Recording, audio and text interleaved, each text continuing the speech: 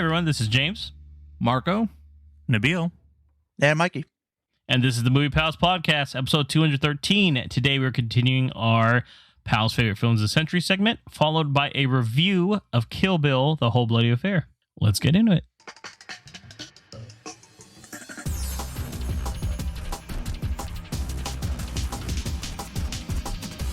welcome back, everybody, with our segment, the Pals' Favorite Films of the Century. So, we're counting down our favorite films of this century, starting from the year 2000 all the way to 2024. Last episode, we went over the years 2010 to 2014, with each pal going over 2 honorable mentions, then a countdown of their number 5 to number 1 picks. So this week, we're going over our faves from the years 2015 to 2019. So let's begin with Marco. What were your top films of this last 5 years, Marco? starting with my 2 honorable mentions. My first one is 2015's Mad Max Fury Road, directed by George Miller and starring Tom Hardy, Charlize Theron, and Nicholas Hoult. This movie is fantastic. I remember the feeling I got when I first saw it and how it just keeps going from the very beginning. The minute Max gets in his car at the very beginning, it's just constantly going. It's one big car chase and it's thrilling. It hurt to put it on my honorable mentions, but I just felt that there were other movies looking at my list that just had a little bit more impact emotionally and memorably than this one, but this one definitely had to make it in my honorable mentions. Yeah, good movie. Tom Hardy barely says anything, so. Oh, okay. Right? Nabil?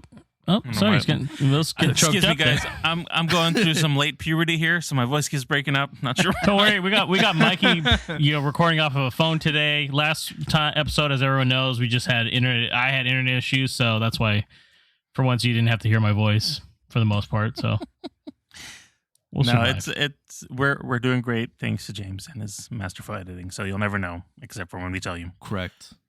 But Marco, no, it is a great pick. Like I said, Tom Hardy doesn't really say anything, but it's really the visuals.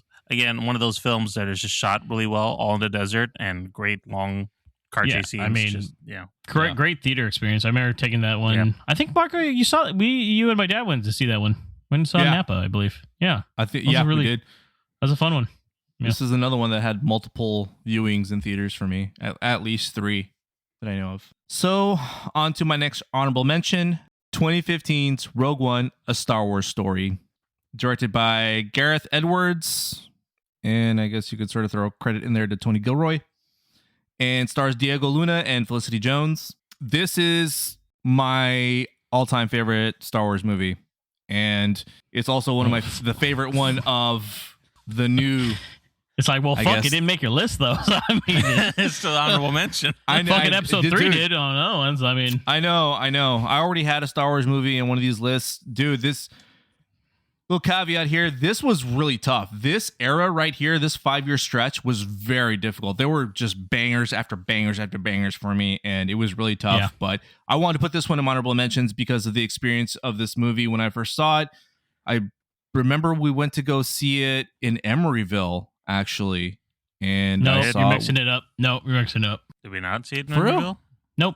No, we didn't. Because we my wife we went to the Alamo Trap House. That's right. Okay, all right. I'm starting to see why it's just the honorable mention now. I got you. Yeah. Okay. All I know is we all went together, and it was a fantastic experience.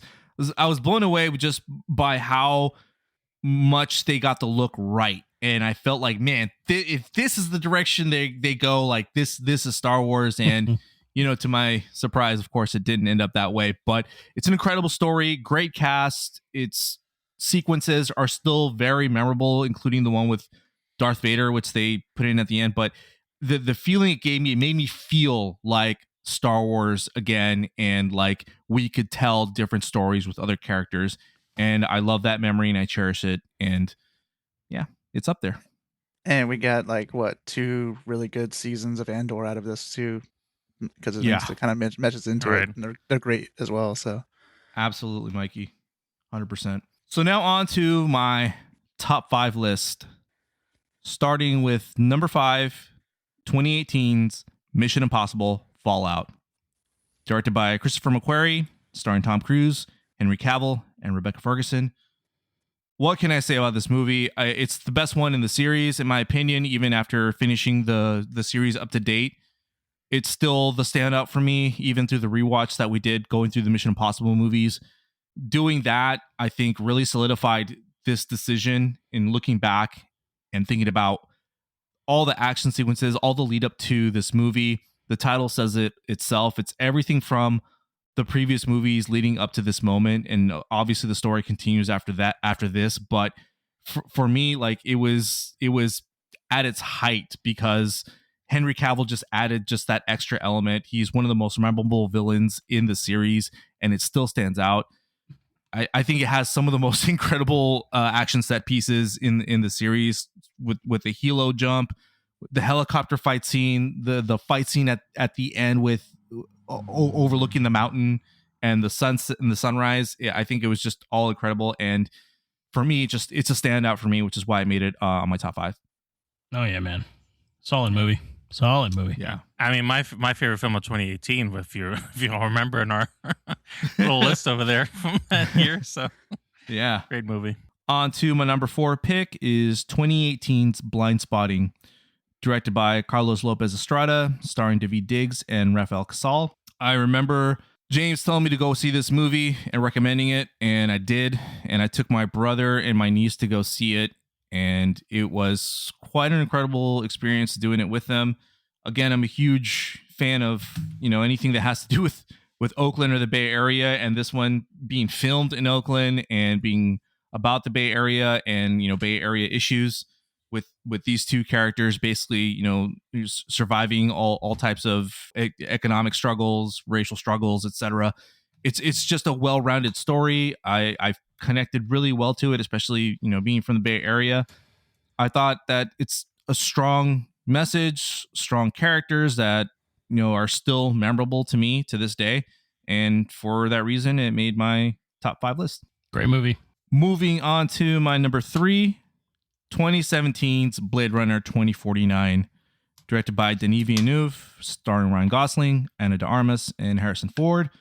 Surprise, surprise that this movie made it onto my top 5 list. It's incredible. This movie, I actually did a rewatch not too long ago, not even thinking about this really or getting up to this point in our list. It just subconsciously, I just wanted to rewatch it, and it still holds up for me. It's an incredible story. Ryan Gosling carries it very well. His character is so it's just so interesting, his journey from, wondering who he is, his identity, and what his purpose is in life. I think it's something we can all relate to, whether we're, an artificial life or a real human, regardless of him playing an artificial life.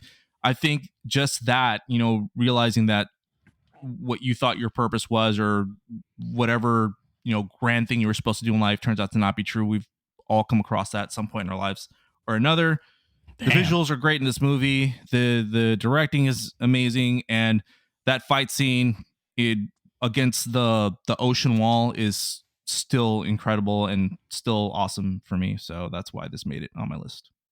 This is one of those movies where I didn't like it, right? As you guys remember.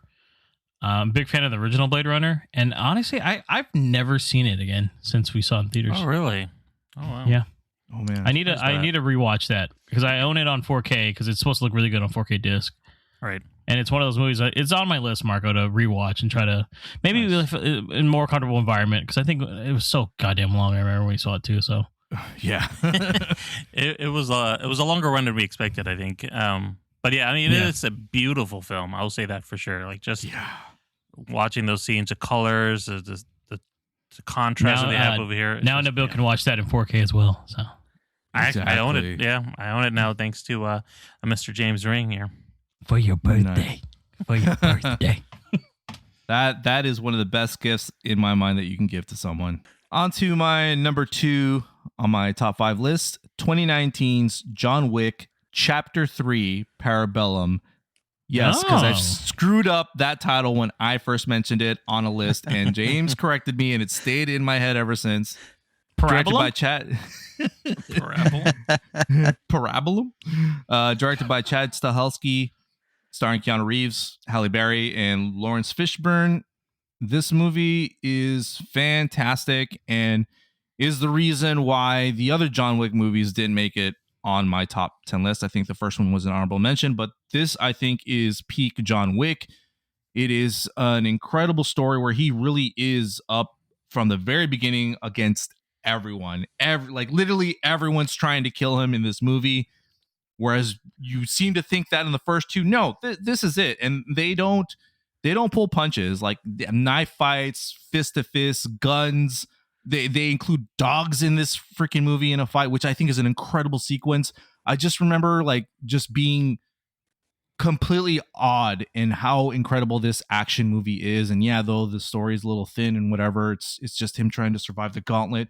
I think it's, again, pinnacle John Wick storytelling and one of Keanu Reeves' best movies. That stairwell fight scene and even the very end, I think, is just absolutely memorable, and still like I can close my eyes and still see that. So that's why it's my number 2. On to my number 1 pick, 2016's Arrival, directed also by Denis Villeneuve, starring Amy Adams, Jeremy Renner, and Forrest Whitaker. Rewatching this movie, I remembered why I love it so much. The opening sequence of Amy Adams' character going through the stages of loss and seeing her daughter getting sick and, you know, dying of a disease, I think is such a heart-wrenching scene that I think the only other movie that catches that sad intro is Up. Like these two movies, I think, go up there with intros that are just tear-jerking and just tug at your heartstrings. I think this is Amy Adams' best movie that she's made thus far. The performances are great. I think the storytelling is awesome throughout the whole time. You're just learning as you go with these characters, like what's going on with these visitors onto the planet and what they're trying to do. It brings up just such great concepts that I just like no other movie I've seen at that point had brought up, and it still stands out. Has a great message. It's very hopeful at the end, and that's why it made my number 1. I could see this movie over and over again. I own it. Another multiple watch in theaters, and truthfully, although any of these movies could be probably switched around, this one still remains my number 1 for this era. I'm proud of you, Marco, because I also know that you learned how to speak that alien language in the film too, which was not an easy feat, but I know you spent a lot of time to figure that out. This is what I like, though. Like, our lists are so different, you know? Yeah. Like, I definitely knew we were going to do... And once again, I've only seen Arrival once, dude. I was not a big fan of it, as you know. Mm-hmm. But that's what I like about this. Like, we all have very different tastes. What sticks with us, you know? That's what I'm really seeing on this. Especially if you listen to our last episode, where some of us were all there for everything. Do editing that, I was like, oh, nice, okay, I didn't know that. It was tough, man. This has been the stretch of 5 years that I spent the most time on, like switching, adding, taking away. Like this one was incredibly tough, man. There was there were bangers throughout this stretch of years. Yeah, it's definitely interesting seeing like what you guys have picked and what I've picked. And I know, like, not to kind of spoil it or anything like that, but like almost every movie that Marco just mentioned, none of them are on my list. So it's like, I don't think any single one's on my list for Marco's either. Everybody picked it out. Yeah, I thought some of mine would be on his, but I was like, I guess not. So it's like, I'll say this for my picks. This was my easiest one for me. So really, really, yeah. It's my easiest block. I went away, just as a little spoiler for mine. I went away from my whole like one from every year. There was a 1 year on here in particular that was like a banger for me. So that's all. I'm just a little you'll hear from me in a little bit. A little teaser for the boys. The sneak peek. No, Nabil is. Yeah. So I agree with all of you guys. I think that this for me. So going into my list, for me, this 5-year span it's probably the most memorable to me because this is the last 5 years that I got to spend with you guys watching most of these films on my list and with you. You know, like I got to actually watch it in person and before I moved out over here. And you made it sound like you died or something after. I've been resurrected. These years were the inception of the Movie Pals too, which is what also added that extra element to these selections, man. Mm-hmm. I had a lot of fun and interesting times in my apartment trying to make these work. Sometimes, especially early You on. think we had you think we got technical issues now? Back then, good God, man. Those Los Gallos pre-gaming and then recording the pod. So I'm gonna start. It was a hard list to kind of go through and figure out what fit where. And honestly, I just went off of what I feel like I had the best memories with watching the movie. So I'm gonna mention my first honorable mention is a Japanese anime film that we saw together called Your Name. That was great released movie. in April 2017. Yeah. So for those that may not be familiar with it, it's the film is basically about like two teenagers that have some kind of power or magical connection of some sort. Then they are kind of body swapping each other somehow, but they want to try to meet in person, and it's kind of hard to do so because they're not really sure how they can see each other as they're swapping each other's lives. It's like, have you seen The Lake House? It's kind of like that. Kind of like The Lake House. Another Keanu Reeves, Sandra Bullock movie. I know, random. But it's a beautiful film. It's like beautifully animated for sure. Like all the visuals, the style, the music is really good. Like it works really well with the score and just how they put together with the films. It is a coming of age story. And I know that's James's foray into things, but I feel like this was a really sort of I don't know why I'd say relatable because I'm not Japanese or a kid at this point, but I felt like I could relate to the story and feel some kind of connection with it. It was a very touching anime, and I think that if you haven't seen it, that I would highly recommend finding this online and checking it out because it is a very good story. It can get a little confusing in the beginning, but it all kind of pays off at the end. Yeah, Makoto Shinkai, all his films, I've seen all his movies, outside like 2 or 3 of them, but they're on my list. He has a style. He's almost like a reincarnation of like Hayao Miyazaki, even though he's not dead. Yeah. Like the way he does movies is like he's made banger after banger. He has another one called Suzume that recently came out as well that was really good too. So yeah, you mentioned that to me. I hadn't had a chance to watch it, but I do have that on the list too. And Your Name released in 4K was pretty limited on it, but if you see it in it looks so good. The animation in this movie is fantastic. I remember this movie because I got the worst fucking ear infection during this movie. Oh, jeez. Yeah, you did. Dude, it was bad. I remember like my right ear went out and I said, that's not good. And it got progressively worse. And then by that nighttime, I had a full-blown fever and I was like, I'm getting sicker by the minute. So, God. We thought we almost lost him. He survived, though. He's here. Yeah. Yes, he is here. Solid pick, Nabil. Very, very solid pick. So going on to my next honorable mention, this might be a little bit of a surprise. Maybe not. But it is 2019's Knives Out. Really, it's just a great mystery film. I love a good kind of mystery caper, a good story where you're trying to figure out what the twist is. As we all know, I love a twist, and especially for me because I don't see a lot of twists anyways. so this one works out pretty well for me, right?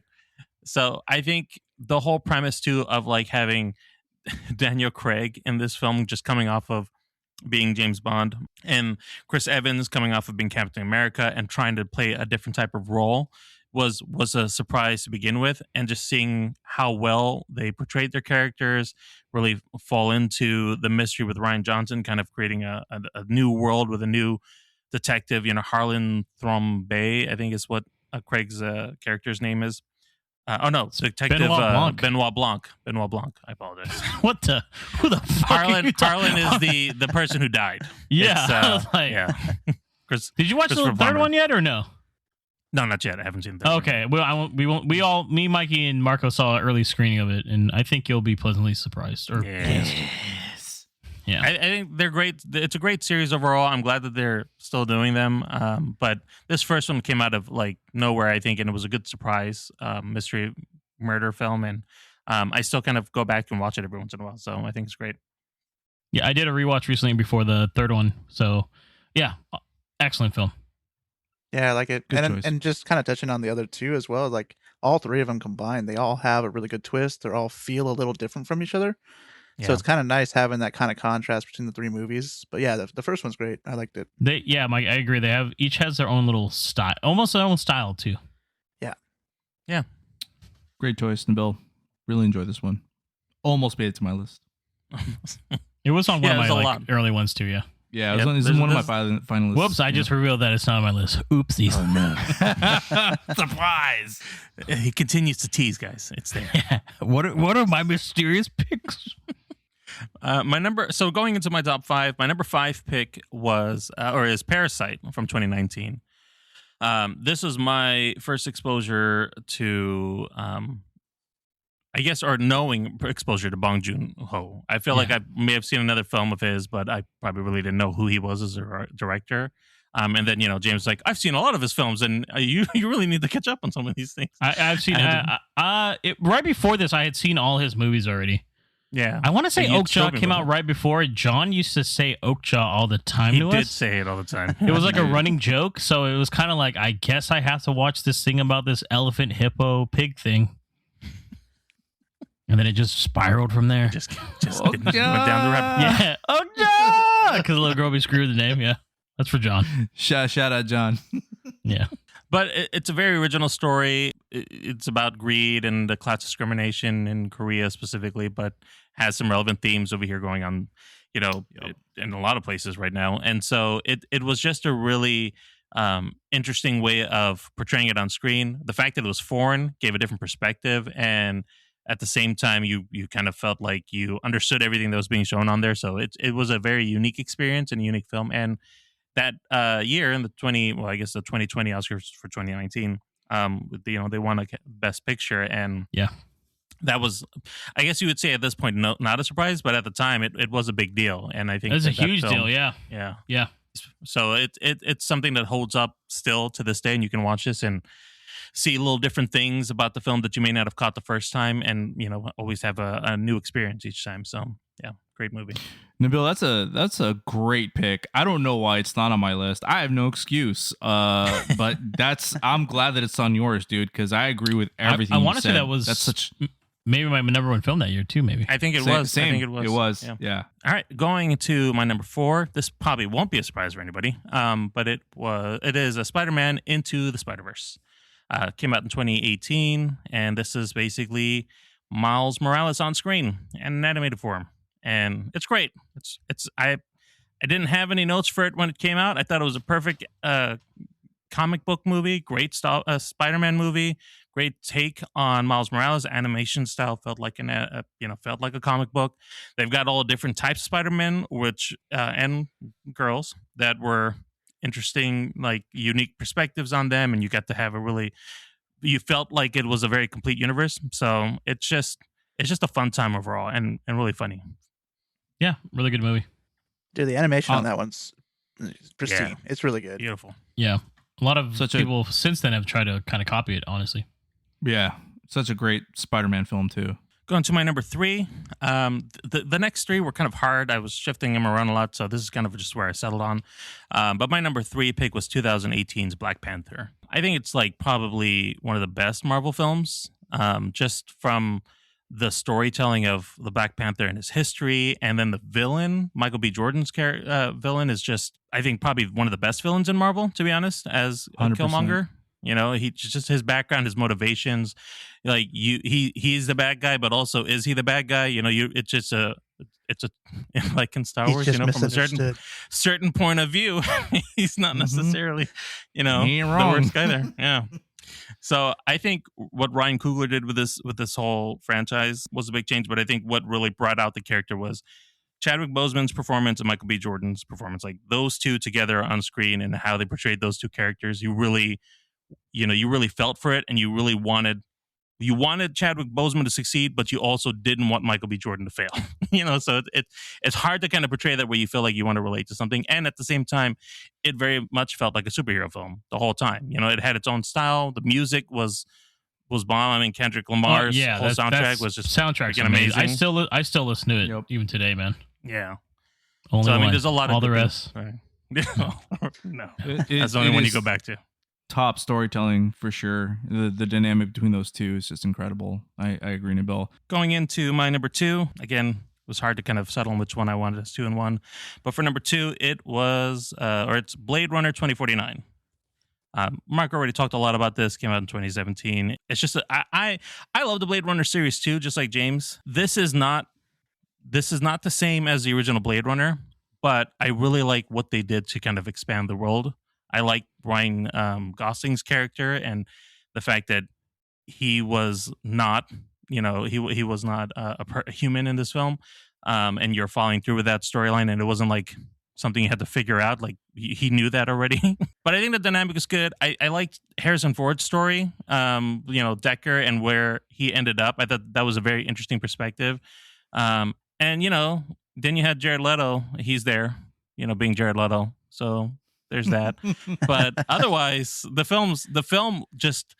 What I remember the most about it is, and I've seen it like 3 times. I've seen it 3 times in theaters because it's replayed around here in some IMAXs that I've been able to go catch it in. And to me, it just still looks great. Like I just go in awe watching the visuals of this film. So I think that's part of the reason why it may not have been my number one, because the story is good, but I don't feel like it's you go in trying to think you're going to have a fun time watching this movie, but it is a very interesting and deep story that I really enjoyed watching. So, and then my number one film, which I feel like isn't a surprise at this point, is Mission Impossible Fallout from 2018. And Marco already talked about this as well, but I do want to call out what I love about this film, besides the fact that it's like probably one of the best action films out, is that you have the fake out of the nuclear attack at the beginning, where Wolf Blitzer's kind of playing his character. Like the way that film opens was fun. Then there's that whole chase scene in Paris, which is amazing. Then you've got, like Marco mentioned, the Henry Cavill and the bathroom chase, a fight scene with him reloading his arms, which nobody knows how he also grew a mustache when he was doing it, which is awesome. He had to check himself real quick. That's it. He had to get it going. Yeah, Tom Cruise, he broke his leg. Rebecca Ferguson, who I'd never really realized who she was at the time, was actually like a badass assassin in this movie. So awesome. You bring up the Halo jump, Marco, which was awesome. The helicopter chase scene. I mean, shit, there was even the twist in the middle with Alec Baldwin's character when they were underground and what happened there, which is like the feels suddenly happened out of nowhere. It's like, wait, what happened? And then like you were saying too, Marco. Yeah, the fake robbery sequence, the way they kind of wrapped up the love story with Ethan and his at the time wife from the third film was really good. I mean, and to like one of James's critiques all the time, Ving Rhames actually got off his ass to help deactivate the nuclear bomb, so he wasn't just sitting down on the computer. I think he props up a chair though to like get to it, if I recall. he was trying to explode himself out of the series. I can't. Yeah. So I mean, like honestly, this series could have ended with this film right here, and I would have been happy. I think it really was a good top off to it. Obviously, they continued on with a couple more movies, but I think it embodied the whole franchise into this one movie and really was a solid send off. Had they not want to do any more, it would have been perfectly fine. I think Story was complete from A to B. All right. So awesome now, thank you. Now, with all the teasing aside, we're going to get into James's pick and find out what he settled on for these 5 years. Yeah. So my picks, like I said, this was fairly easier for me to go through. There's a lot of movies in a certain year, like I said. My first honorable mention is from 2018. It is Game Night, directed by John Francis Daley and Jonathan Goldstein. I think this is a really good comedy. It is easy to watch. I've seen it several times since then. Yep. It's one of those movies where it has the kind of humor that I just really like, where it's pretty absurd, the whole premise of it all. I think also because I like the movie Clue from the 80s, this one reminds me a little bit of it, with kind of a mystery. And them and I love movies set in nighttime. Once again, this movie is set primarily takes place in one night. A group of friends, and they have to find out, play this little game night game to find out a mystery of a murder. So very funny. So it was a surprise comedy. I think when we watched it, we were surprised how funny it was. Yeah, this almost made my list as well. But yeah, James, it is probably one of the best comedies I've seen recently. And it's just I've revisited a few times, and it still holds up. Yeah, and these guys went off to direct the Dungeons & Dragons movie, which I thought was equally hilarious. It was really good. Yep. I'm glad these are making it to your guys' list, because it was tough to get. That one almost made my list too. So I'm glad one of us is talking about it. Oh, yeah. My second honorable mention is Blind Spotting from 2018, directed by Carlos Lopez Estrada, as Marcus said as well. This is it's just one of my favorite films of that year. I like it just going to school in that Berkeley, Oakland area, and just being around the Bay Area my whole life. It just really resounded with me, kind of the message that they're trying to talk about. And I really enjoyed the comedy and humor in it too. There's a lot of things that maybe people from not the Bay Area might not find as funny. Honestly, there's a scene where the guy's trying to sell a boat to the guy, and they use like some pretty hardcore Bay Area slang. I thought it was absolutely like perfection. Yes. Which, by the way, this led into a TV show that I think is pretty good as well. Just let you know. So, is that series still on, or is it? No, they did 3 seasons of it though, That's it. Okay. or two or 3 seasons, but pretty solid show. Yeah. I have Pretty never solid. seen this movie, so I think I probably should put it on my list. Oh yeah, definitely. I would highly recommend it. It's a good time. It's a good time. Absolutely. Those are my honorable mentions.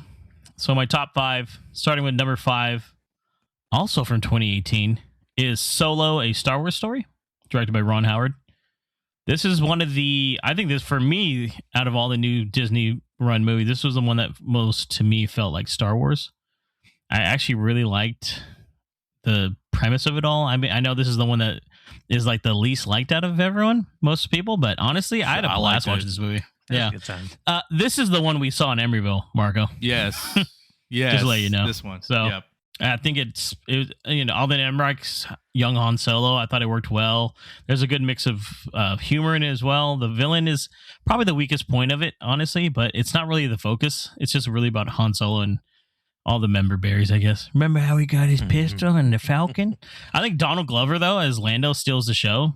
I think he's excellent in this film. And if you're a Star Wars fan, and I mean, you've probably already seen it. Let's face it. But this one I've seen probably the most out of all the newer Disney ones. So I've seen it a couple times. So I rewatched it with Zan, and he really liked this one too.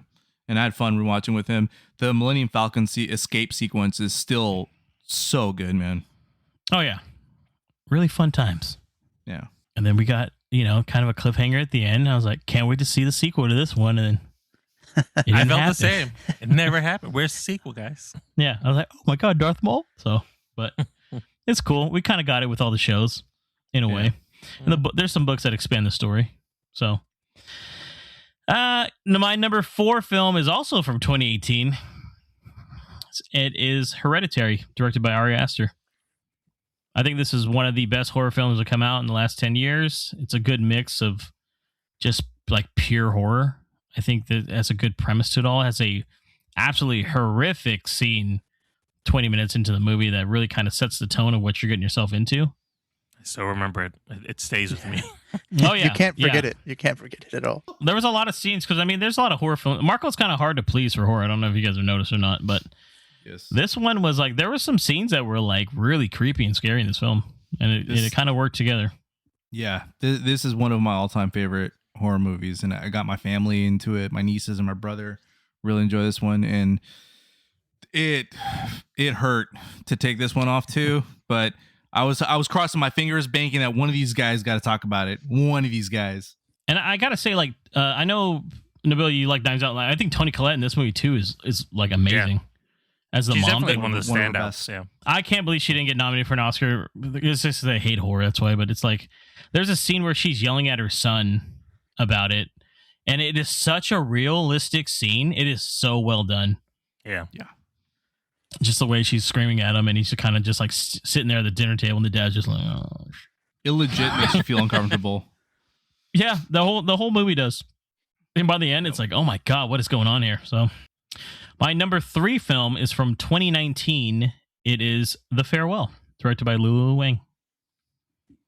This is one of my favorite films, actually. Straight up, actually. This was the first movie when I realized I was like, Awkwafina is a good actress, actually.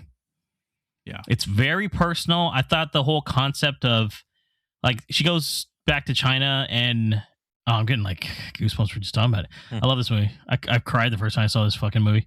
And like her grandma's dying, but they choose not to tell her because it's like in the tradition, like if you tell someone they're like sick and dying, usually they fade away pretty fast. So I thought it was like a beautiful drama, kind of like a dramedy. There's a lot of funny moments. So they pretend there's like a wedding going on to get all the family together. And but it shows you like that it's so well acted, man. And it's like she has this sense of like missing out because she moved at an early age, and like all her cousins and all the families generally around that same area. And it kind of comes back to her about how like in America she's felt so lonely and stuff like that. And I thought, if you've never seen it, this is hands down one of my favorite films. It's a sad film in a way, but it's also really kind of uplifting with its message. Yeah, I haven't seen this one since the theaters, and just you talking about it here, I'm remembering like all the feels and stuff that movie has. Oh yeah, it's very good. That ending scene still hits. Oh yeah, driving off, just crying in the car, like. My number 2 film is from 2016. It is La La Land, directed by Damien Chazelle.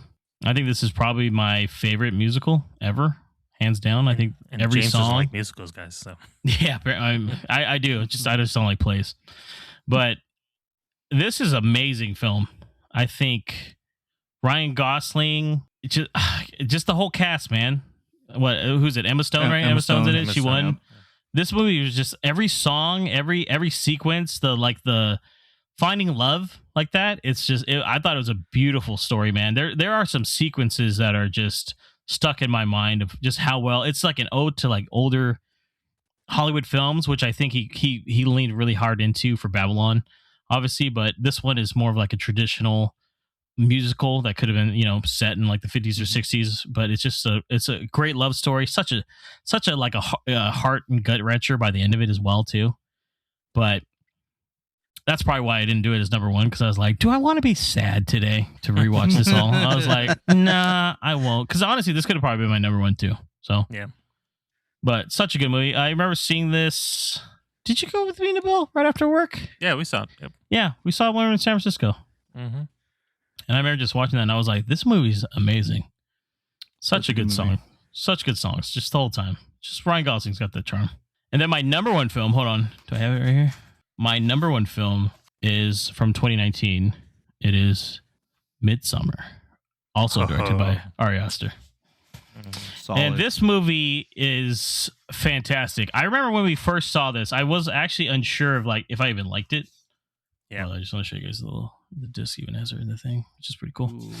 John bought me the collector's the A24 4K collector's edition of the director's cut, actually, which is in a nice little bookend. It's all Swedish like, which is nice. My Swedish blood likes it, I guess. But fantastic movie, man. Florence Pugh. Rewatching this too, by the way. I've seen the director's cut a few times. I want to say this is the first time I saw it on the disc, though. So I watched it all on 4K disc. It's close to like 3 hours long, by the way. So it adds like substantial like 25 to 30 more minutes to the movie. And it just really shows you overall kind of how her boyfriend is really gaslighting her the whole time. So I know, Marco, you said for yours, you were like, hey, like this is Rival has one of the most saddest like opening intros. I think honestly Midsommar has a really horrific sad intro that hits you pretty hard. I think it's traumatic is what I think. Yes, I would say rewatching that, it's traumatic. I started at like 10 o'clock at night and I was like, do I want to watch this right before I go to sleep? And I was like, no, well, I've seen it late at night. No, it's great. Yeah, no, but I did. So like it was interesting to say the least, because it was like, oh yeah, like some pretty bad things happened to Florence Pugh's character there, Danny. It sets the tone. It sets the tone real quick after that. I'm just like, oh, okay. Yeah, and it's I guess I know what I'm dealing with now. It's shot beautifully, by the way, in the 4K disc format. It looks amazing. Nice. Like I said, her boyfriend is played by Jack Rayner, who he's also Jimmy now in the 20 days years later. That is him. And he is such like watching it now and knowing how things play out and like seeing where he's coming from. I'm like, dude, this guy's like a piece of shit, and it's pretty cool. Yeah. Like I forgot this is my 5th time watching this movie, by the way. I've seen it quite a few times. Will Poulter is in it too. Totally forgot that. William Jackson Harper is also there as one of their friends, and it's got a great cast. I like that the horror itself, for the most part, is actually all in broad daylight. It's during like their Midsummer Festival, so there's some horrific stuff happening in this movie. And it is not, once again, I would not, this is definitely a rated R movie to the max. This is not something you'd want to show your kids till they're of age, until they really figure it out. But I like even that the beginning of the film is kind of a spoiler. There's like a painting or mural that they show that actually tells you the entire movie, if you know it. Right. Yeah. So it's actually pretty cool. But it takes away that safety blanket that in the daytime you're safe during a horror movie. No, you're not. And I like that it does that. But Florence Pugh is amazing in this movie. This is probably one of the first movies I think I remember seeing her in, outside of probably Little Women. Although that might have been the year after. I think it was right after. It was pretty close. It was pretty close, if I recall. But yeah, Midsommar. Also, like if you've never seen the director's cut, it's definitely worth watching. Probably as your second viewing. Yeah, probably as a second viewing though. It definitely adds a little bit more to the movie, which I really enjoyed. But it was a fun watch, even though, like I said, it was close to 3 hours long. I got through this, and that's why I was like, this is why this is my number one pick. All right, I'll be sad in a different way. So, no, I'm glad you had Ari Aster in there because he's incredible. So, yeah, I only wish, if I may say a side note, that he regained some of this kind of confidence of these first two movies he made. Honestly, because his last two, unfortunately, Beau is Afraid and Eddington, were not quite my cup of tea, as Mikey probably tell you. So I didn't mind Eddington. Eddington was okay. It was better than Beau is Afraid, but it was definitely still not up to the levels of Hereditary and Midsommar. So coming back into seeing these two movies is kind of like, man, I really wish he goes back to more of a traditional horror in a way, even though I would say Midsommar is not traditional horror. It's a lot different from Hereditary. Almost. Right. Yeah. Well, that's that. There are gory, gruesome moments, and there's a lot going on. But I almost wish, like, hey, it would be cool if he kind of went back to that a little bit, because his last movies have tanked too. So you can't just keep I like his giving him approach money. to horror, though. It is a different feel, but it feels like it works. At least for those first two movies he did. Yeah, those are my picks from 2015 and 2019. It's a good Very list. solid picks. Yeah, great choices, James. Thank you. And let's run it out with Mikey going through his top films of those years.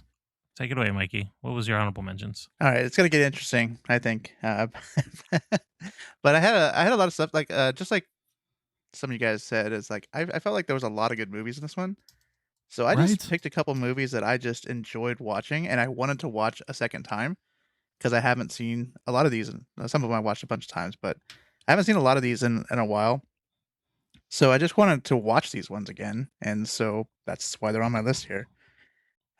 So it must mean something though if you're gonna do that though. So right. Yeah, absolutely, yeah. So starting with my honorable mentions here, my first honorable mention is 2016's Warcraft. Yeah, I did not think that would be a pick. Yeah, like I said, I'm gonna have some weird ones on here. Yeah. So this for me is just nostalgia based, right? Because I played Warcraft for an obscene amount of time, and I won't even say like more than that. I just played it for a very long time in my life, and it's a huge piece, a big chunk, and I've done things to play that game that I'm not proud of. So let's just say that one here. I would definitely have a different path in my life here if I had not played that game. So it's Duncan Jones. It's got a few people in it. Most of it's CG. There's a lot of like quote unquote bad CG, I guess, but it's really just nostalgia for me. All the characters that I played the game with for years are just kind of on the big screen, and that just has a lot of like effect to me. It was just like the first time that I really like was excited about a movie. And yes, it's not the greatest movie overall, but I still really enjoyed it. I enjoyed it watching it again. I watched all 7 of these films, by the way. So, but it's a good movie. There's a lot of action. There's some weird stuff that happens. I know that they're not like super accurate with some of the characters and such, but I feel like if you like Warcraft, if you played it in the past, this still hits some nostalgia for some of the characters. I remember enjoying this film a lot, to be honest. And I knew we kind of all, some of us watched it. I think we all watched it together. But I think we did. Yeah. Yeah, but I think we kind of knew that the film was going to bomb. But I remember leaving it saying, like, this is pretty well put together. And I was able to follow the story. I was like, I would like to see a sequel and see where this goes. Unfortunately, obviously, it never happened. But yeah, I enjoyed the movie. So I think it's a good pick. I remember thinking it was okay. It wasn't great. I remember it kind of borrowed the story of like Thrall, right, from Warcraft 3. Yeah, mixed it with the kind of the events of 1 and 2 combined. And back then, that's the lore that I knew. I don't know really a lot of the World of Warcraft stuff afterwards. So it was kind of cool seeing all that. My second honorable mention here is Hell or High Water. Good movie, man. This one's David McKenzie, has Chris Pine, Ben Foster, Jeff Bridges. I think I just love the way this movie looks. Like it's really gritty, but everything in the movie is like really engaging. Like I hadn't seen it in a while. This was like a random pick I watched with my family. We just none of us ever heard of it before. We saw a couple actors we liked, and we just like put it on, and then it like kind of echoed from there. Like my whole family, like, hey, my sister, let's watch this. And I watched this like 3-4 times in like a 3-week period, just watching it with other family members over and over. So it's just like a whole family like remembrance for some of these ones. And watching this back, I really like this movie. It's the acting is great. The characters they build are really nice, and just all the performances all around were just great. And it's just the simple story, but it just works. So I have a lot of family memories, like I was saying. So I liked it. I've seen this one a few times too, Mikey. Actually, with during COVID, especially, I remember showing this to my parents because they hadn't seen it either. Good movie, man. It's a modern day western, really. Yeah, basically. Yeah. Yeah, it's a great pick, Mikey. It's one of my favorite films. I was teeter-tottering on where I'd put it in the list, and it didn't make it, but it is an awesome, like James said, modern western film. Yeah, that's definitely recommend for sure. Getting into my top 5, I have 2015's Mad Max, and we had Marco already kind of mentioned this one here, and I kind of echo what he said here. So he didn't mention the guy with the guitar on the big ass monster truck. So I have to just mention that guy because he's amazing. But it's just straight up one long scene, it feels like, which sounds like it's a bad thing, but it's just great action chase scene for a 2 hours plus movie. And it's fantastic. So can't go wrong. Also didn't mention the catchphrase, "Witness me." On to number 4. This one's similar to Hell or High Water. This is Ford versus Ferrari. So I watched this one in the theaters, and I thought it was fantastic. James Mangold, Matt Damon, Christian Bale. And I just love the performance and the storyline that they presented. They make the corporate people exactly how they should have been to like kind of feel like how they are. And then, the people that are, Matt Damon and Christian Bale's characters are kind of manipulating as much as they can to kind of succeed. And their characters are great. Their performances are great. And just like I said for Hello High Water, I kind of did this whole Echo thing. So as soon as it was like out and I watched it, I took my dad to see it. And then when it came out to streaming, I started watching it with my extended family. And my brother-in-law, Alan, is really into cars. So this was like right up his alley. And I have a lot of memories with the family with this one here as well. Yeah, that's a great racing film. It really creates a great tension too. I remember I took my dad to see this one, and such a good story too, man. Great cast, great movie, man. On to number 3 here, I kind of have a duo of movies because there's 2 of them in this time frame. So it's It and It Chapter 2. I don't know what it is about this movie. Bill Skarsgård is amazing in this movie as Pennywise. And the first one is great with the kids. I actually like that one better than the second one. So if I had to go to just one, then it would be that one. But I just feel like you're cheating, Mikey. You're cheating. I am cheating. Yeah, absolutely. So I just feel like the second movie, though, the casting for the adult versions of the kids was like spot on. I feel like they're almost perfect casting for that. And that just makes the movie just feel like it's one long movie. I know it's not, but it just feels like it just works.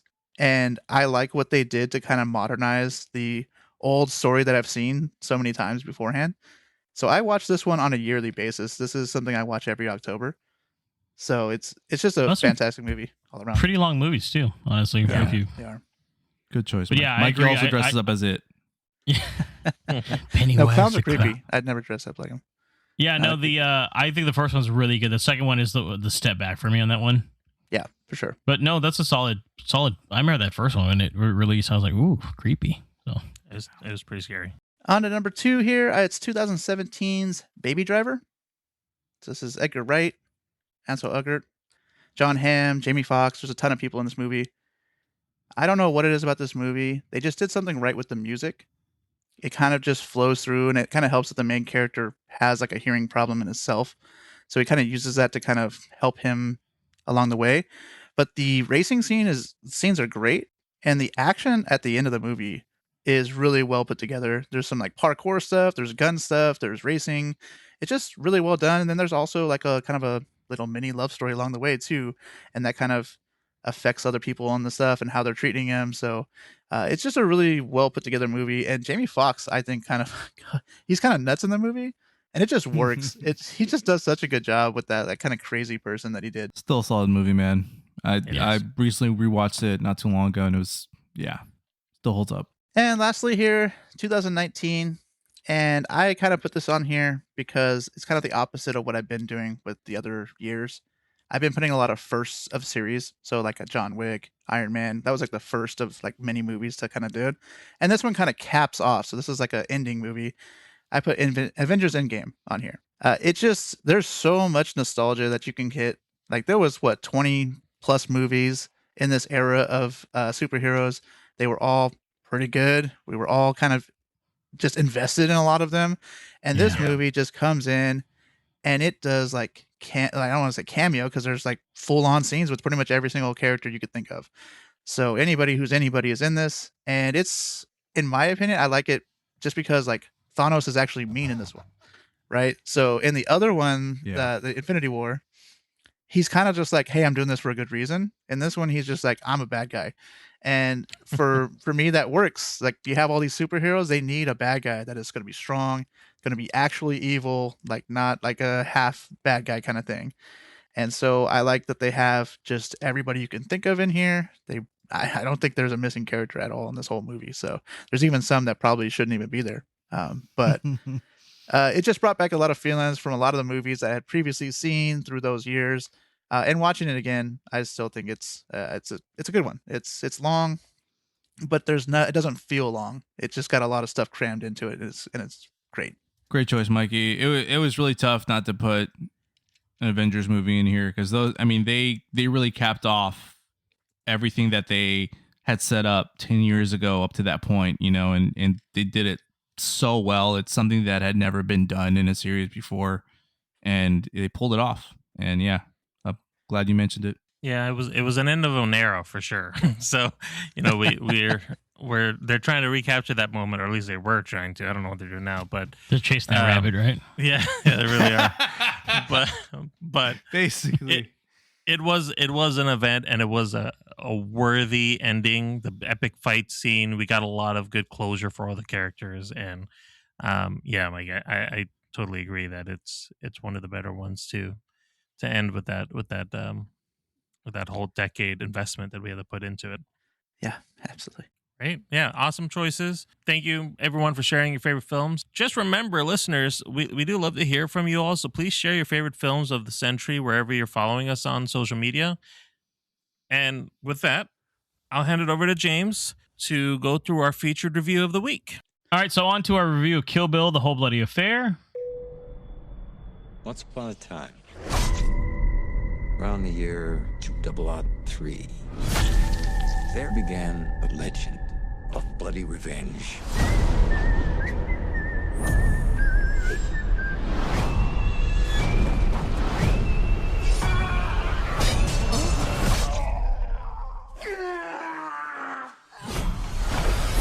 That was the warm-up round.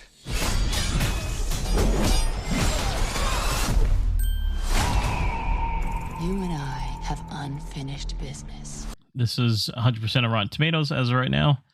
The bride must kill her ex-boss and lover Bill, but first she must make the other 4 members of the Deadly Viper assassination squad suffer. This is written and directed by Quentin Tarantino, who directed Reservoir Dogs in 1992, Pulp Fiction 94, and Once Upon a Time in Hollywood in 2019. Based on the character of the bride by Uma Thurman and Quentin Tarantino.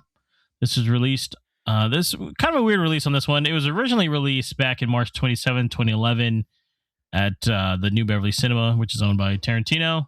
And then he had another limited release earlier this year on July 18th, 2025 to July 28th, 2025 at the Vista Theater, which is also owned by Quentin Tarantino. And it finally got a theatrical release this last Friday, December 5th, 2025. This stars Uma Thurman as the bride, Lucy Liu as O-Ren Ishii, Vivica A. Fox as Vernita Green, Daryl Hannah as Lee Driver, Michael Madsen as Bud, David Carradine as Bill, and Sonny Chiba as Hattori Hanzo.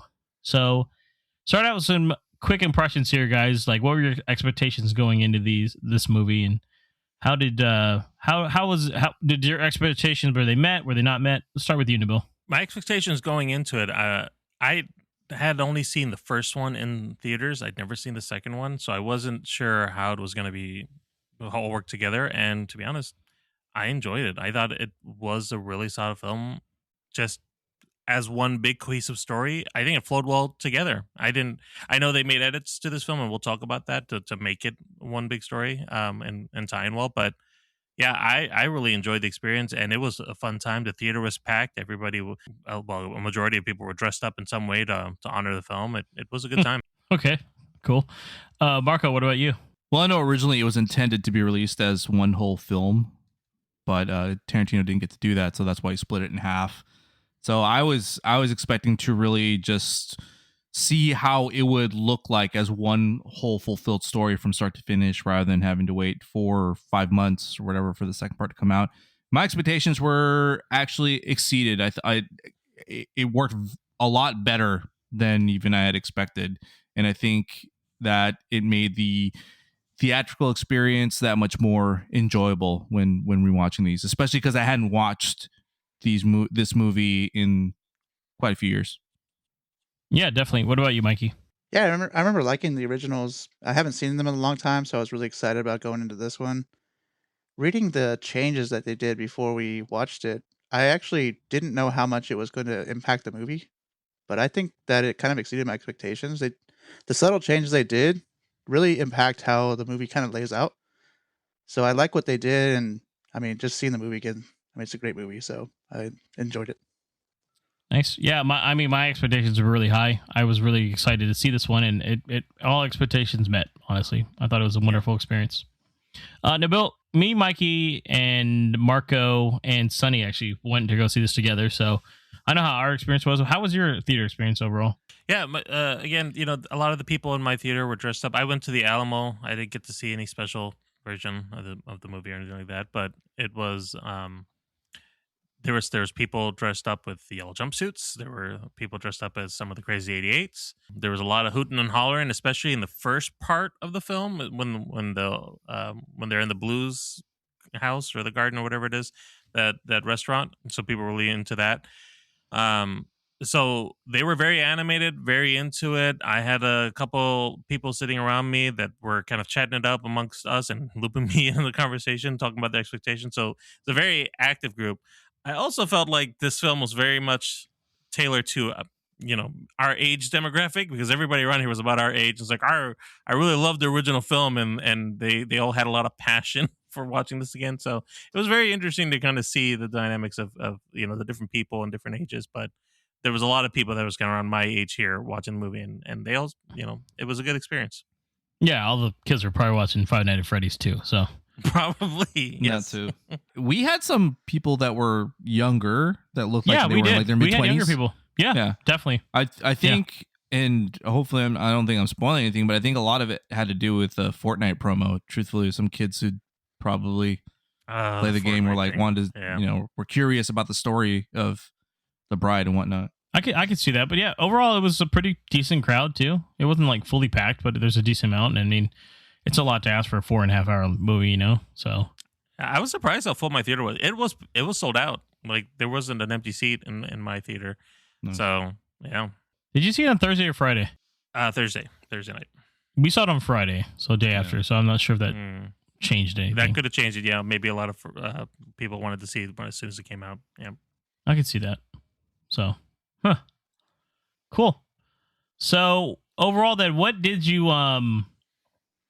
think overall then of the plot? Did it flow better this time around for you? What did work? What didn't work, Marco? I think it worked that it was stitched together, because the second volume had always been considered kind of like the slow burn that I recall. Yeah, that wasn't quite up to par with the first volume, and I think putting it together, even with Nabil, I'm pretty sure yours had an intermission too. Ours had a 15-minute intermission, but even with that, its completeness and the way it was edited, even down to the chapter cards being re-edited and everything, helped it feel stronger. And even the second half felt like it flowed even faster than the first half this time around. Yeah, right? Yeah. And there was a certain change that that was made in the movie about a certain reveal that I'll wait for spoilers, but I think that certain editorial change made it have that much more of a bigger impact and made the whole revenge journey feel that much more earned, and it made it that much more epic for me seeing it that way, uncut. Yeah, definitely. What did you, Mikey? You talked about how you had read about the stuff even beforehand. Did that kind of help you, or like any other thoughts on that? Like, for instance, I know there's the anime section is extended a bit on that one. The colors restored to the fight with the Crazy 88s, and then obviously what Marco just said, there's a removal of that reveal. Yeah. So because I hadn't seen these movies in a long time. I may watched them, 5 or 6 times beforehand, but it's been a long time since I've seen them. So I think actually, like, I didn't know, like, not reading those, I wouldn't have known the changes, and knowing that they intended, like, what they intended to do with these here, I think did help me kind of like flow along with it here, because I didn't even remember that the battle scene was like black and white. Like, I understand that that's what they changed here, but like I didn't even remember that it was black and white from back in the day. So, but they definitely, like, the things that they did. The extended anime kind of gives you a little bit more information about one of the people, and it kind of makes you relate to them a little bit more, or like kind of relate, not really to them specifically, but it kind of puts the relation between her and the bride, right? I feel like it extends her character a little bit more, and you kind of see that they're almost, I don't want to say the same person, but they have a lot of similar kind of qualities in them each other. The battle scene needed to be color. I mean, it's a bloody scene, so that worked out. And then the removal of the reveal that Marco was mentioning makes this movie top notch. Like, that is like a great piece that they changed, and I think that it makes the reveal at the, when it does actually happen, be that much more impactful. And the fact that you get to find it out when the main character does as well is really kind of cool. I thought they did a really good job. I heard someone in a video I saw say that they envy people who have only seen this version and have only seen this movie for the first time this way and get that reveal like that. And I can't help but agree with that statement. Yeah, no, that'd be cool, because it's kind of told to you previously. And I mean, obviously they're trying to do like a cliffhanger, like, oh, and then you wait 5 months to see the next one, So right. Keep you wanting to come back, because you're like, oh, they said this in the last one, so it's got to, mean something. But the black and white scene, definitely for me, Mikey, is the one that I always remembered, because I was like, it's one of those like film trivia things where you're like, oh, they had to do it because if not, it'd be NC-17. Mm-hmm. So that was really cool to see, like, the amount of gore in there. It was, which I find is funny intense.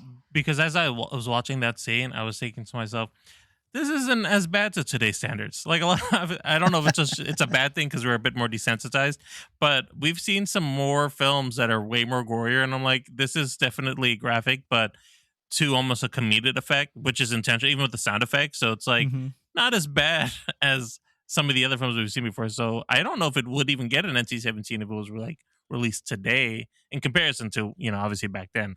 So I thought it was a great change. Yeah. I think it's more like an homage. It's more like an homage. That's why you're not doing it just for bloody sake. You're doing it because, like, the old school movies that would do that.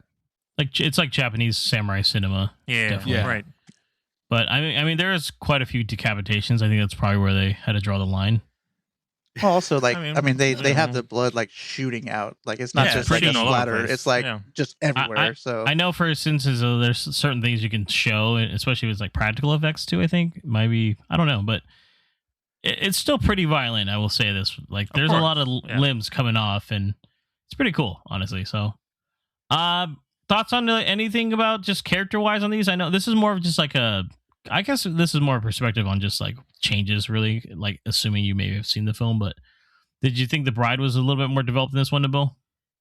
Like, seeing it back to back? His story, of course, was much more cohesive because you get to see the linear kind of trajectory of her from start to finish, even through the intermission. I liked how they connected that. I will say, and I guess I didn't really remember it because I was more into the action back then. It's been a while since I've seen these films, but one of the weaker parts of this film is the dialogue in here. I feel like some of it's very stilted, but once again, I think it's on purpose, though. It might be. It might be. I think that the actors are doing a lot of the heavy lifting to try to make dialogue work, though. Unfortunately, especially Uma Thurman, she has obviously the most lines, and the what she's being fed is really hard to see somebody normal say those things. Yeah, it's not easy. It's Quentin Tarantino, man. You either like his dialogue or not, man. I mean, I think in other films it works well. I just think in this particular film, I just didn't realize how stilted it was. Especially, like, I'll say Michael Madsen's character, he plays with his dialogue pretty well. Like, I think it's solid, his character. I think that's what his demeanor is. It's good.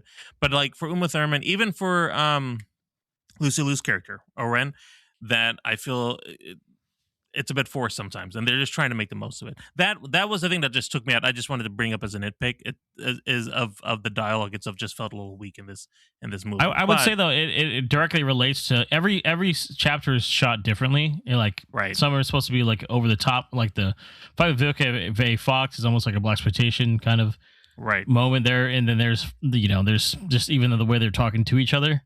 Like, I think they say bitch to each other like 40 times.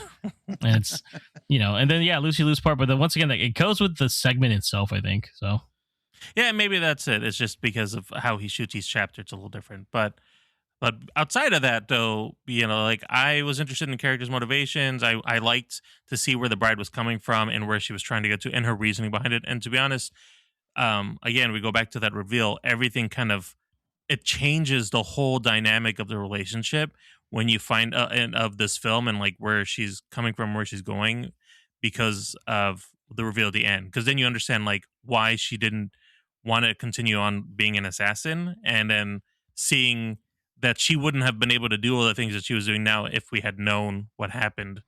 The twist at the end versus finding out like at the end of the first film and just seeing her kill, I guess, 2 of the 4 assassins at the time. I think real quick, it's just on the dialogue. It just reminds me a lot because it's kind of like a mix of old samurai movies and westerns, and the dialogue reminded me a lot of old school westerns and how they talked like that.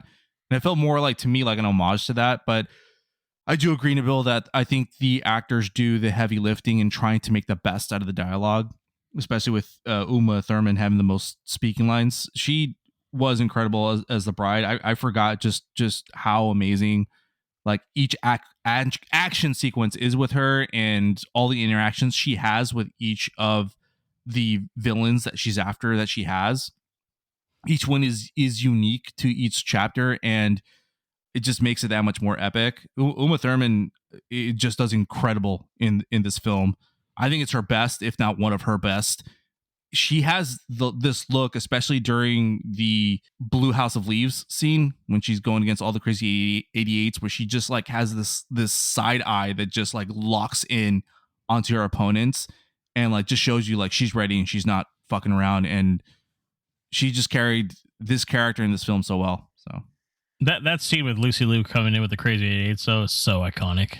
God, yeah. Such a cool scene where it's just like, this is so badass. Like, I don't even know what's going on right now, but Seriously. Good God, with Charlie Brown there, just like, oh, hey, what's up? Mikey, what were your thoughts on Bill this time around? Did it seem like he was spread out? I always remember in the first one, it's like a mystery of him. And did this one do a better job with seeing him back to back, kind of billing him as the villain overall? Yeah, I think it flows a little better.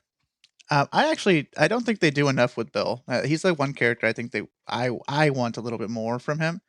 You get a lot of his stuff kind of loaded in the back end, so it does work a little better with seeing it back to back or as one long movie. Mm-hmm. But I still think they should have something more in the beginning. I know they kind of keep the whole like wedding or church scene. They kind of reveal that and like after the intermission happens of the second movie, and so I don't know if they could. Really, they would really kind of ruin that scene by giving too much more than what they do if they did it earlier. Yeah. So I think I like the flow. Slowly unpeeling itself for you, kind of. Yeah, so I like the flow that they did like that because it helps the bride's story work, but I think it takes away from Bill's story. But what he gives, what Bill has here, it's still good. He kind of plays, the bride a little bit throughout the whole movie. Like he's telling her stuff that she knows and he knows, and he's like got a good perspective on like how she lives. And I like the way that they kind of It's more towards the very end here, so I don't want to get into too much stuff here with the whole reveal and everything like that. I know we'll talk about that a little bit later, but he uses that as kind of like a a conversational piece that kind of helps him along. So Yeah. Definitely. I always saw Bill kind of as like the Emperor Palpatine, or like the monster in a monster movie that's slowly revealed until like the very end, and it kind of like that. I had really more of an issue of how Bud was kind of treated. Truthfully, I felt like I wanted a little bit more with Bud. Yeah. Which would have been kind of cool because Michael Madsen, great actor. Yeah.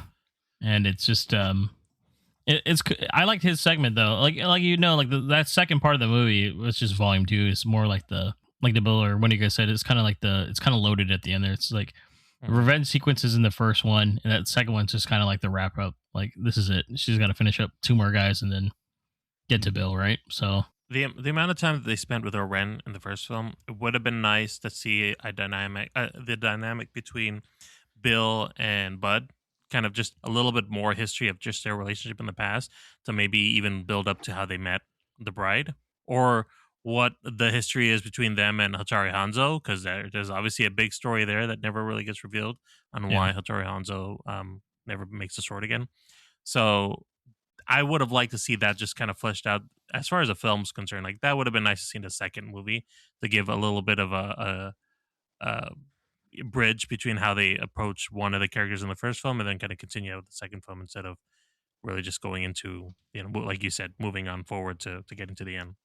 yeah, I mean with the massive runtime already, it's like Right. There is no more room to add anything else to this movie, honestly, in my opinion. What about the action then? Like, I know we talked about it already. Did you like the mix of action? Did you like the mix of music with the action? Open again to anybody?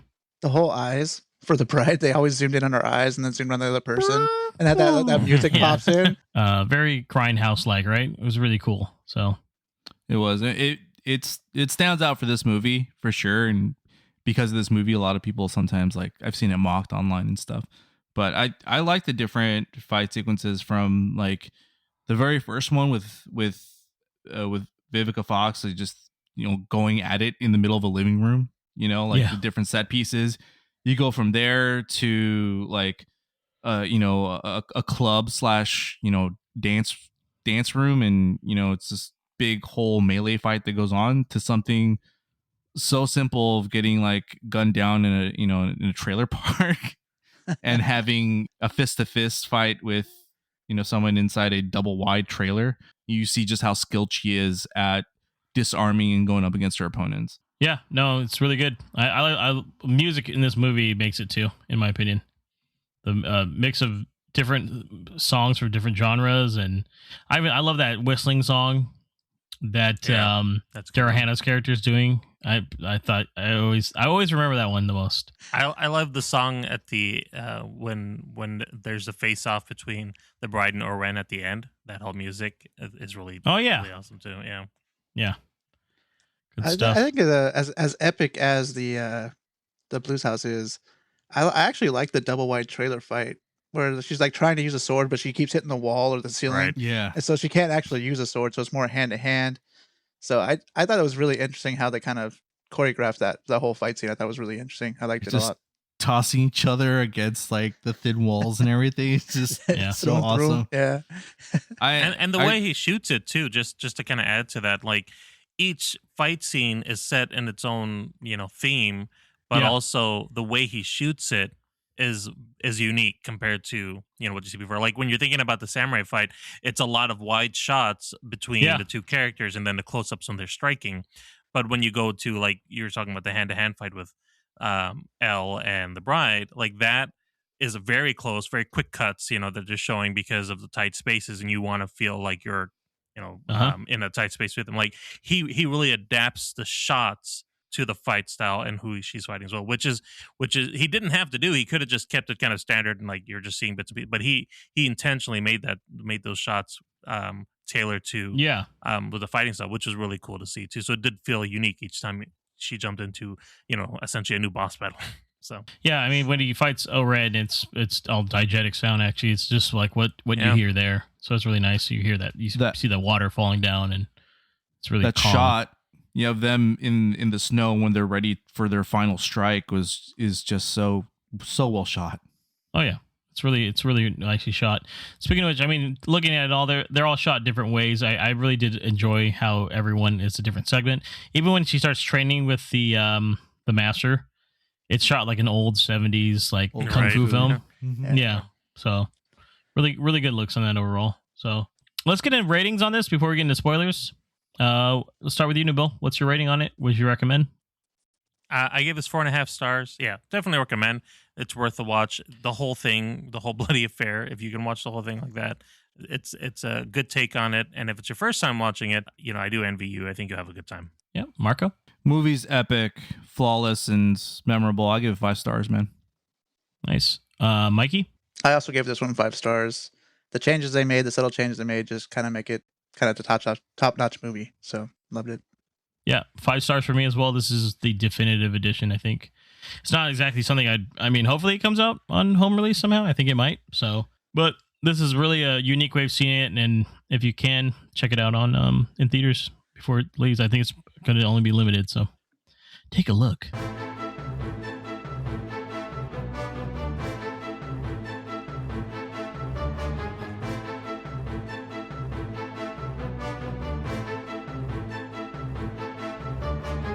Let's jump into our spoilers section here now. So one of the big changes they did here was not revealing that the bride's daughter BB is alive, and we all kind of circled around it. I think it does help out because originally this is revealed at the end of the first volume 1, so it kind of kept you on like your toes, like, wait, her daughter's still alive, And I think it hits a little bit better at that climax of the film where she thinks she's about to get bounce on Bill basically, and then she sees like a little girl there instead. Right.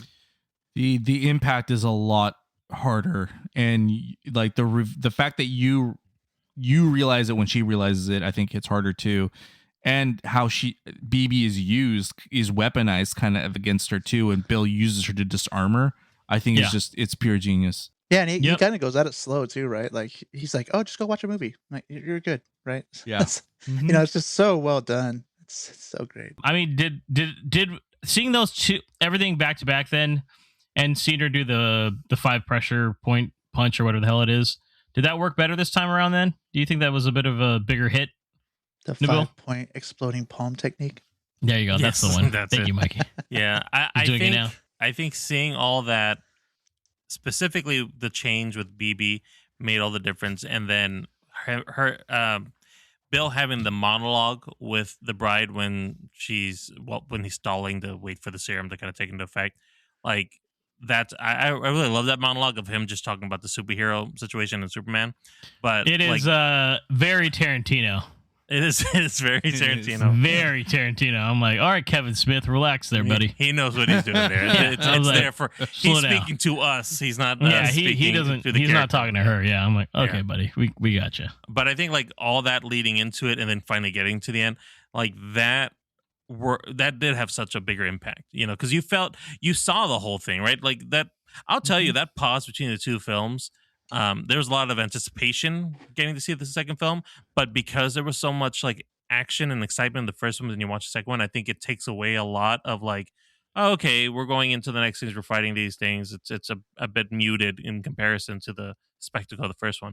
But like watching it all together and then seeing how it ends, like you feel like she really got her revenge and it was justified, and everybody's character had their reasons for whatever, but at the end of the day, she got what she needed, and you felt like, okay, great, and she was able to leave with her daughter and walk away. Like that all just seemed much more rewarding the way that it ended. I feel like it was a good, satisfactory end. I think so too. I used to not like that 5-point pressure kill move. Really? I like that. I thought it was like such a cheap way to kill like the main boss. But then watching this all the way through and seeing like she's already done hand-to-hand sword fighting, like all different types of fighting and stuff. And Bill's supposed to be like this really tough, like conniving SOB. It's like there's a chance she probably really couldn't defeat him with hand-to-hand combat. So this is probably a better way to defeat him, is just to catch him off guard and do that. So I think it works. I think it also helps out that like they both went to the same master, and he didn't know the technique and she did. Yeah. So it kind of shows that she was like, Yeah. a better student than he was as well. So I was- even though he's like known as this like super bad person or super good fighter, she still had a one up on him a little bit. They were like, "We get it. You were in kung fu, okay? You've been traveling the lands, okay?" Well, and he says the line. He's like, "Why didn't you tell me that you thought that?" And she just said, "Because I'm an asshole or I'm a bitch or something like that." Just yeah. it's Yeah. like I just didn't tell you. It just never crossed my mind. So I'm a bad person. Yeah. Yeah, I'm a bad Yeah, I person. think it's just because she honestly that shows that she like surpassed him. That's why. So Yeah. I think she was always trying to like impress him and stuff. She didn't want to like be better than him, even though she was right. So Mm-hmm. I think that's the way of showing that. Like, well, the guy actually liked me a lot more, and I understood him better than anybody. Especially because I mean, the other people, like one chick killed him, right? So it's like, well, Tell me why that hurt more watching it this time around and being like, "Wow, I can't believe you murdered him." Dude, I mean, right? she crazy. She crazy. Yeah. She is. What did you guys think about that Fortnite lost chapter at the end? That was fun. Yeah, I thought it was really cool, man. Especially Tarantino had a hand in it, so I thought it was fun. Yeah, Nabil. No. It'd be interesting to see what how that would have really incorporated into the story. But I guess I was thinking the same thing. I almost I wish was it like, wasn't Fortnite themed. It would have been cool if Yeah. it was just actually integrated into the movie. That would have been kind of fun. That I think was my gripe with it because I was like looking, it's like, oh, they're adding Fortnite elements to it. I'm like, this is just now. I don't know. I don't know how I felt about it. Tell Peely to But- get out of there with that shotgun.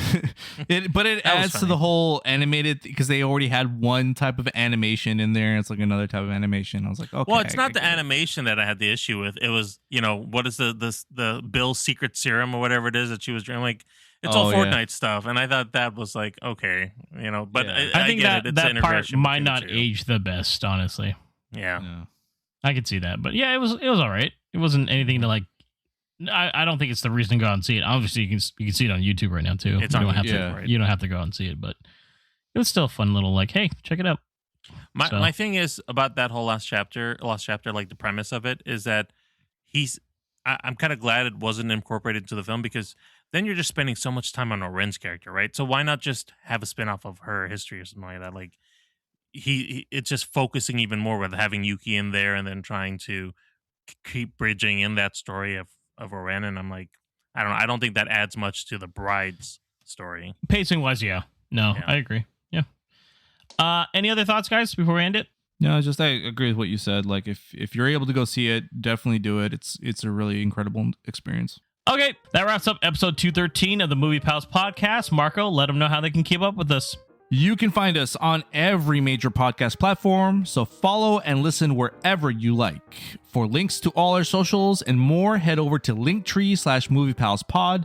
That's linktr.ee/moviepalspod. And don't forget to smash that subscribe button so you never miss an episode on this revenge quest or the next. And check us out on TikTok at Movie Pals Pod for sneak peeks, quick takes, and behind-the-scene clips. Also, a reminder to check out our Discord community for all you film fans. Share your hot takes, ask questions, and hang out with us and fellow listeners. The invite is in our link tree. Yeah, please, people, there's like no one has done this. So you would be the first one, and you could probably ask us anything you want. So just do it. I will Especially personally respond James's- to you. Guaranteed. Yeah, I will too. Yeah. Ask James about his dark past. He'll tell you all about it. And well, I was gonna say, Nabil, that's not on that Discord channel. That's a different Discord channel. Oh, sorry. Sorry, guys. All right. And coming up next on episode 214, we will be concluding our favorite films of the century segment with movies from 2020 to 2024, as well as a review of the latest James Cameron joint, Avatar, Fire and Ash. Thank you for listening. This is the Movie Pals signing out.